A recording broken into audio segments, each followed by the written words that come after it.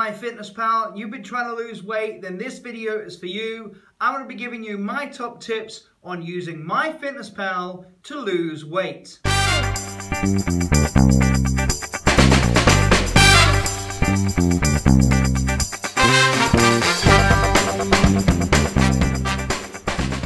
Hi guys, my first top tip on using MyFitnessPal to lose weight is simple. It's start using MyFitnessPal.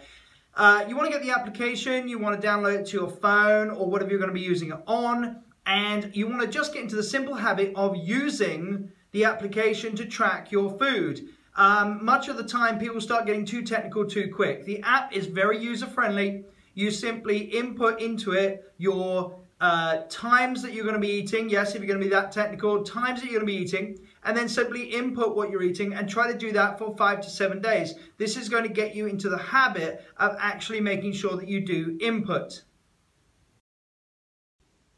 Okay, my second tip for using MyFitnessPal, guys, is that you get the subscription. No, this is not an advertisement for them. This is absolutely what I think. If you get a subscription, you can use the MyFitnessPal app to actually see more detail. If you're a person who's very slim, very skinny, and just looking to lose a few pounds, then sometimes the best way to lose weight is simply just to cut a couple of 100 calories and do a little bit more activity. But if you're like myself, you're more heavy set, you tend to put on weight quite easily, then you need to start getting into macronutrients and tracking things like your carbohydrates, your sugars, or whatever it is that basically affects your body to gain weight. So if you're using MyFitnessPal on a regular basis, having the subscription is going to give you the opportunity to break everything down, to see what you're eating too much of or too little of, and it will give you way more than just the calories. Okay, we'll look at your protein, look at your carbohydrate, look at your fats. Okay, now we're going to get a bit more technical. The next thing to do with MyFitnessPal is to be able to either understand, if you're going to go by pure calories, is to learn your basal metabolic rate, and this is going to give you your caloric output for an entire day.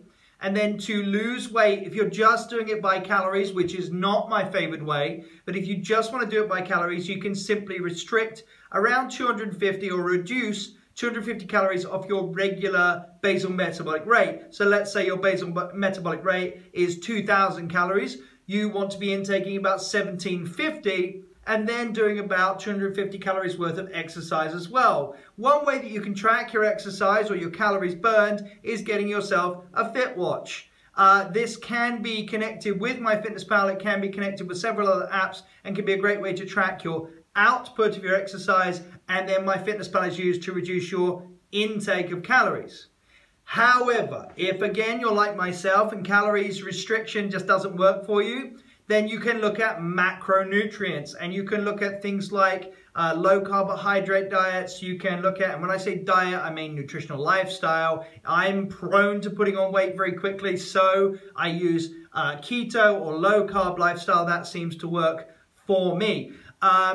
You can find out about all of this, guys, basal metabolic rate, and you can find out about low carb macros and ketogenic macros in some of our other videos, but you can also find a lot of it on the internet. Just make sure that if you have any questions, please leave a comment below and ask us for more details, and perhaps we can do a video on your question. Okay, this is my personal favorite tip for this list. Now, I often use something called ketosis, or the ketogenic plan, which is a way of having high fat, medium to low protein, and very low carbohydrates to make sure that I'm sticking within my macronutrients. And if I use keto, I tend to drop weight faster. It's very easy for maintaining my weight, or if I feel like the pounds are beginning to come on, I can use it to bring them back again. So my tip for this one, guys, is once you've got MyFitnessPal down, you've done it for a while, you've got used to it, you've then input your macronutrients, and I put on my keto macronutrients. And by the way, there is an app called the Keto Calculator, and this can calculate your ketogenic levels. So if you are looking to use keto, then check out the Keto Calculator. But I put in all my stuff, and then what I do is I write my food for the day backwards. So I'll start my day, or I'll write in MyFitnessPal what I'm going to have at the end of the day. That way, I'm going to end my day with the thing I want the most.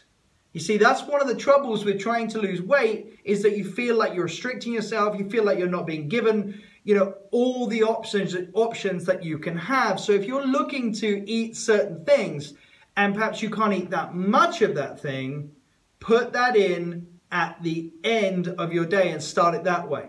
So let's say you've got a sweet tooth, you really want something sweet, you want, I don't know, a piece of fruit, you want a small piece of chocolate, dark chocolate being the best. Yes, I'm afraid so. If you disagree in the comments, please put it below. But the dark chocolate, say 85, 90% is going to have very little sugar in it. You can have some peanut butter, stuff like that. So if you're looking for a low carb intake, you can put that in at the end of the day and then write your plan backwards from there. Now, say something like you do intermittent fasting. So you do your intermittent fast for X amount of hours. And then your first meal of the day wants to make sure it has some fats, some protein and some carbohydrates in it, but that first meal can be the meal that you most need, whereas the meal at the end of the day can be the meal that you most want. So that way, start your day with what you want at the end of it, and then work yourself back until you've run out of your macronutrients, you've run out of your calories, and that way you're going to hit exactly what you want to intake. You have something to look forward to at the end of the day. That way you don't feel you're being restricted, or at least as much, and you can have that thing to look forward to at the end of the day. So my next tip, guys, is that you go into more detail. So you go into MyFitnessPal, you've got the subscription, you've got on your front screen now, perhaps you've got your protein, your fats, and your carbohydrates.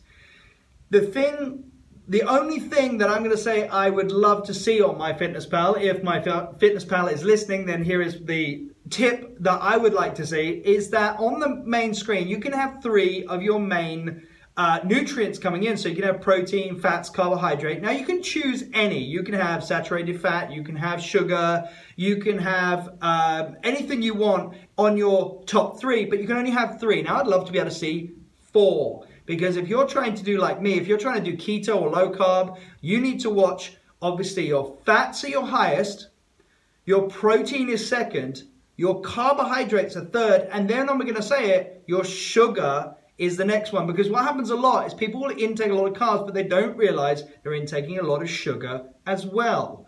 If you go into MyFitnessPal and just go by the default, it will usually give you 50% of your day will be carbohydrates. And in the additional goals, it will give you your sugar is 50 grams allowance. Now, if you know anything about grams and things, you know a teaspoon is 5 grams. So if you've done quick calculation, you've worked that in your head, that is 10 teaspoons of sugar you're allowed on the default setting. No.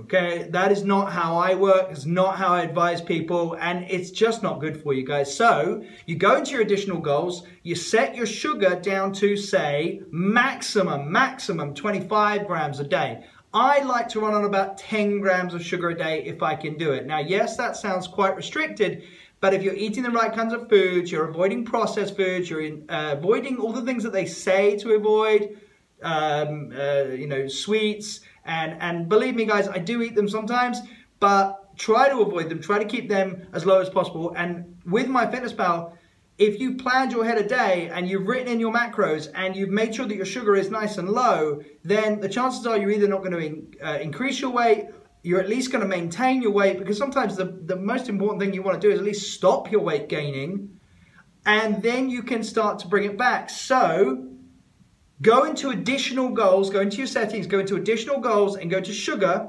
and set that sugar level nice and low between, let's say, 10 grams or 25 grams. And then when you put in your food for the day and you've written everything out and you've started at the end and gone backwards, like I've already said, then go into the list of all your macronutrients, your protein, your sugar, your saturated fat, all the other stuff, your salt, everything. Read all through that and look at your sugar. And it should be one of the highest ones on the list. So you get protein, your fat, carbohydrates, and your sugar, guys. The default setting, as I said, 50% of the day carbohydrates, 50 grams of sugar allowed. That is just horrendous, I personally think. So go into additional settings and check through that. Also, guys, on an extra note on this one, do some research into what other things you need, okay? If you need potassium, magnesium, if you need different things in your diet, if you've got a specific diet, then go into additional goals and scroll through and read everything. You can even check your cholesterol or how much cholesterol you're intaking. So if you're worried about that as well, then that is a great feature of MyFitnessPal.